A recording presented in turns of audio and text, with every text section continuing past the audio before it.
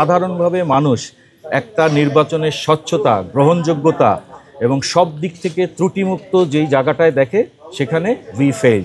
কিন্তু গতকালকে বিকাল থেকে আমাকে চাপ দেওয়া হয়েছে যাতে আমি পদত্যাগ না করি।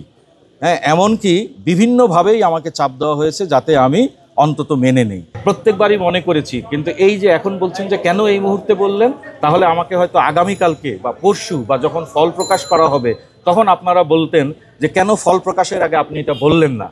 আমি মনে করি যে আমি হয়তো দেরি করেছি, সেই দোষ আমার, কিন্তু আমি মনে করছি যে it is better to be late than never.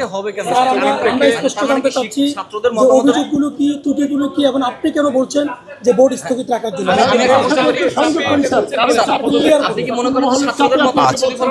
এইবার একটা খুব সুন্দর প্রশ্ন আসছে, তার আগে আমি ওনার প্রশ্নটার উত্তর দিয়ে দেই।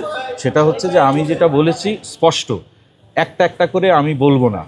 আমি ভবিষ্যতে যখন সময় সুযোগ হবে তখন এই সবগুলো নিয়েই হয়তো আপনাদেরকে জানাবো, কিন্তু আমি এক লাইনে যেই আমার কথাটা, সেটা হচ্ছে সাধারণভাবে মানুষ একটা নির্বাচনের স্বচ্ছতা, গ্রহণযোগ্যতা এবং সব দিক থেকে ত্রুটিমুক্ত যেই জায়গাটায় দেখে সেখানে উই ফেল।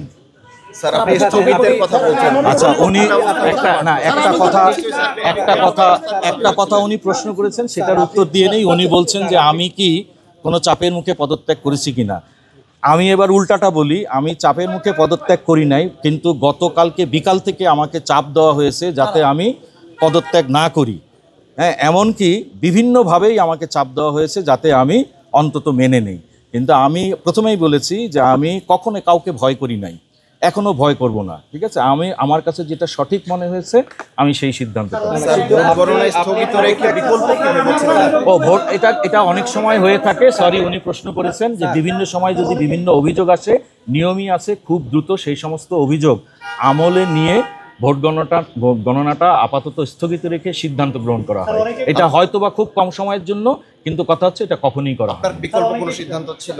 ওই যে অবশ্যই যে আমরা সিদ্ধান্ত নিব, তাই না, যে আমাদের কি কি অভিযোগগুলো এসছে, সেই অভিযোগগুলোর বিষয়ে আমাদের কাছে কি কি মানে কি কি প্রসঙ্গ, সেগুলোকে আমরা সলভ করে তারপরে।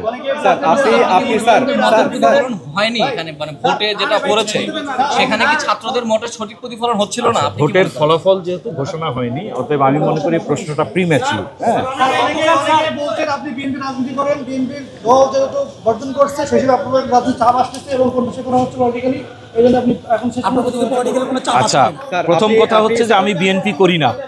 হ্যাঁ, এটা আসলে বাংলাদেশে প্রচলিত একটা ভাষা। আমি অবশ্যই বাংলাদেশের একজন স্বাধীন নাগরিক হিসাবে এবং বিশ্ববিদ্যালয়ে যেই ধরনের আছে তাতে একটি আদর্শে বিশ্বাস করি, সেই আদর্শের সংগঠনের সাথে আমি যুক্ত আছি। কিন্তু আমি আপনাকে আবারও নিশ্চিত করি, আমি মাফরুজ সাত্তার, আপনারা যারা চিনেন তারা দেখেছেন, কোনো সময় এমনকি আমার ছেলে হোক, আমার সন্তান হোক, আমার ভাই হোক, বোন হোক, বাবা হোক, কারো কথায় নতি স্বীকার করা, কারো কথায় কোনো কাজ করার মানুষ আমি নই।